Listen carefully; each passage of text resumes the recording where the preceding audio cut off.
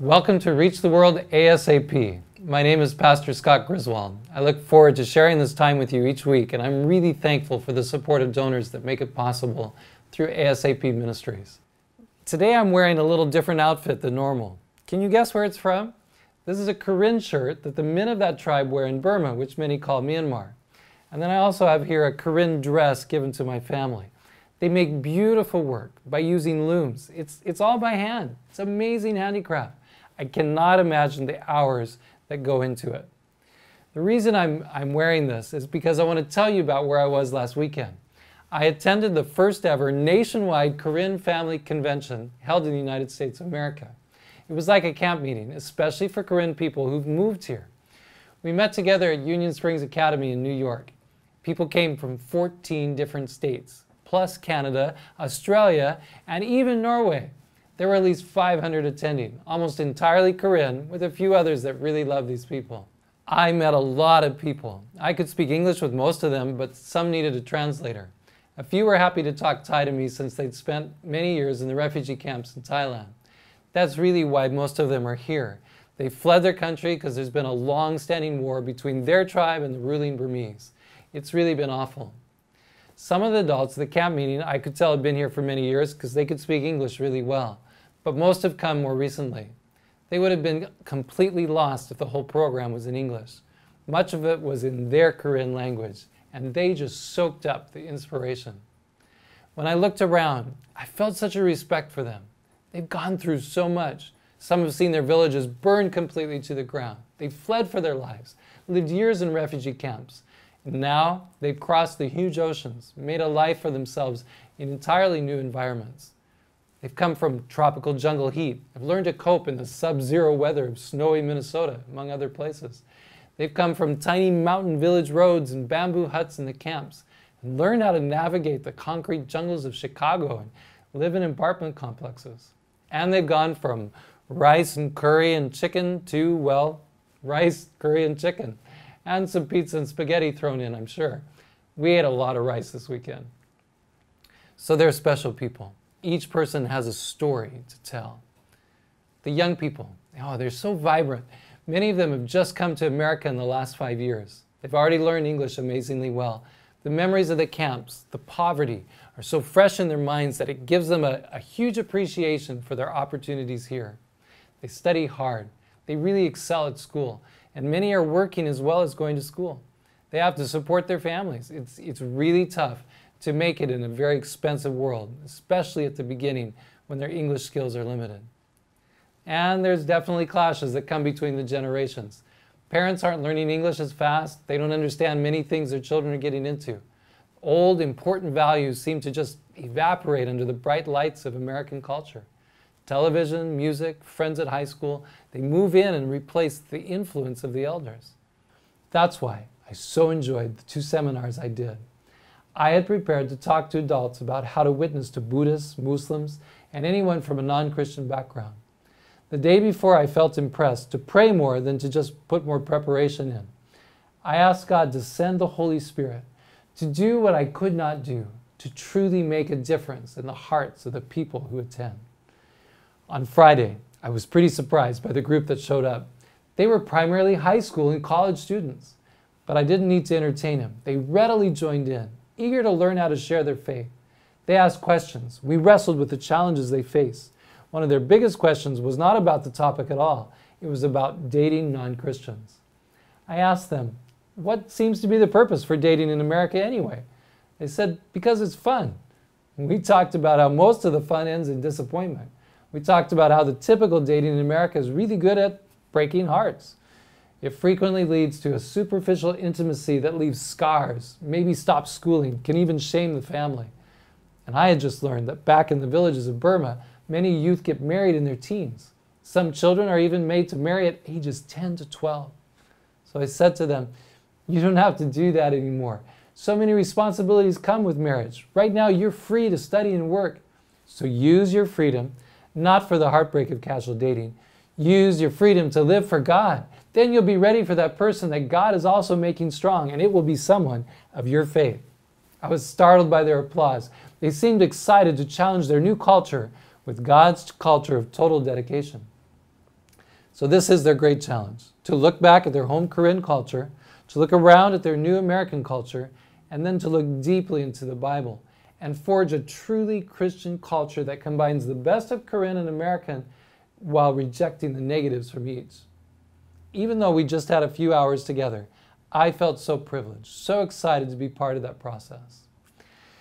But the greatest amount of energy was concentrated in one other room.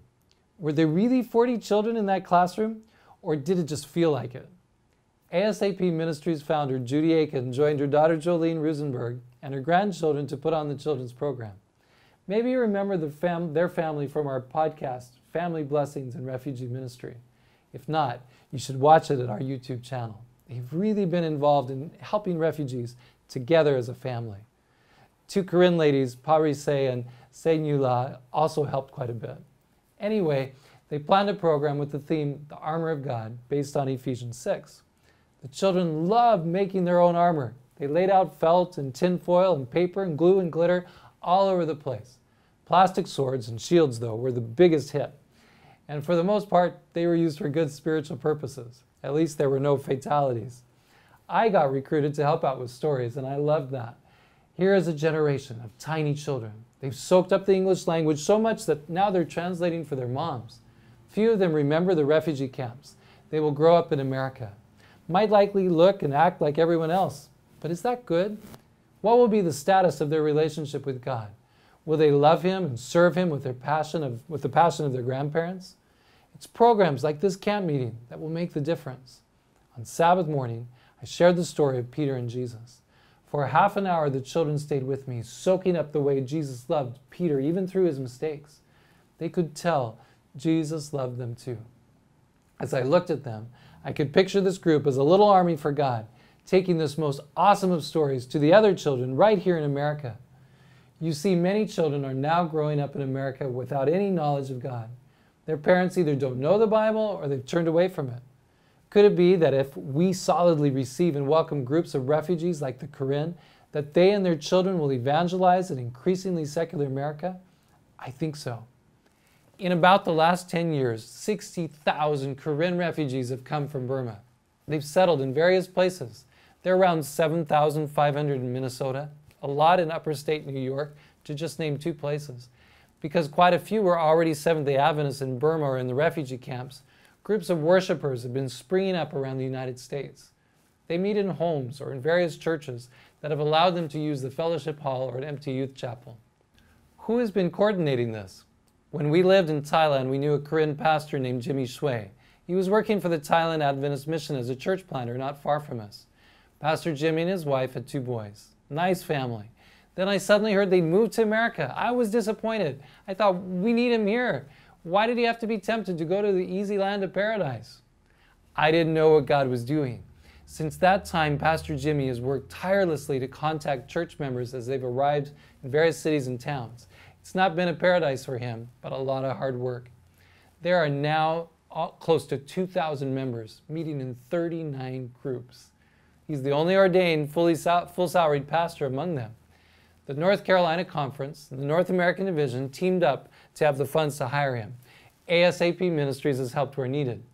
Conferences are realizing the incredible possibilities for evangelism among the Korean, Minnesota, Kansas, Nebraska, Iowa, Missouri, and the Northeastern Conference each have begun supporting a Korean leader with a stipend. What a huge blessing. I hope many more conferences will see the needs and opportunities among refugee and other immigrant groups.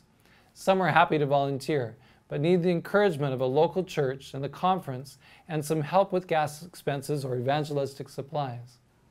If you'd like to help out financially with something like this, just contact your conference and tell them what you'd like to do.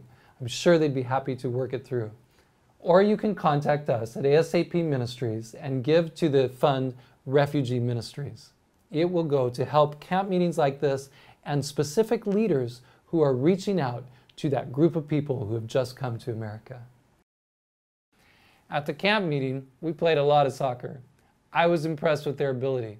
They took their soccer playing and their choir singing really seriously and had a lot of fun at it too. It was definitely a special time I'll never forget. You probably didn't know about the Korean camp meeting, so you missed out. I'm glad I could share a little bit about it with you.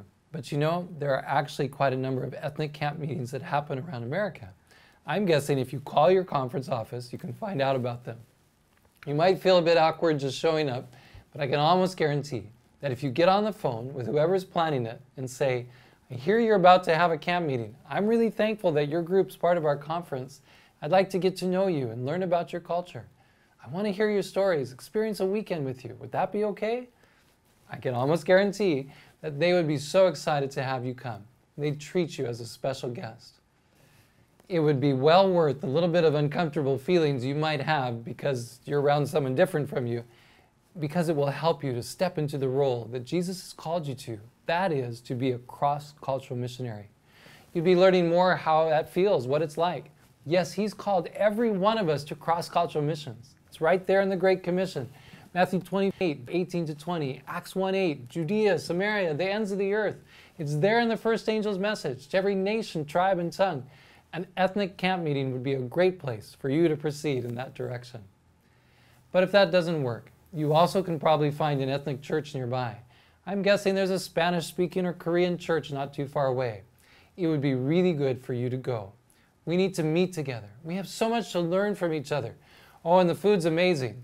Well, maybe not all of it. You might not like the kimchi or the seaweed. Then again, you might. Surely you'll find something to learn to love. Of course, it's about the people. Throughout the time, I watched one boy who played soccer with us. His new American name was Chris. He was especially fast and quick with his feet. Quite short, I'm guessing he was only 12 years old. To my surprise, when Elder Melvin Santos called for a decision for baptism on Friday night, Chris was one of the first to go up front. I later realized he was the very one I'd heard about earlier in the week from my friend Pastor Stephen, a Karen leader in Des Moines, Iowa. A year or so ago, this boy didn't know about Jesus. He was from a Buddhist family. How did he find out? His brother had started going to church.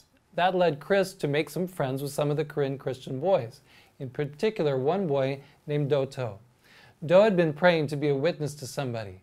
That night when Chris was at his house, the impression came really strongly that he should tell him about Jesus. God, you don't mean I should witness to this boy, do you? He wouldn't be interested. But God did mean him, and he was interested. Do told Chris about a lot of things, including the fact that Jesus was coming soon. That very night, Chris gave his heart to Jesus. They started studying the Bible, and his determination grew to follow Jesus. I got to watch him go into the baptismal tank with Elder Ernie Castillo, our North American Division Vice President for Multilingual Ministries. I'm excited to see what will be the further results of that Korean boy sharing his faith with his friend. This is Jesus' heart cry, that each of us will reach out to the world that God has sent to North America, that each one of them will in turn reach out to another. Soon the whole world will have a chance to hear, and Jesus will come again. Let's do it. Let's reach the world ASAP.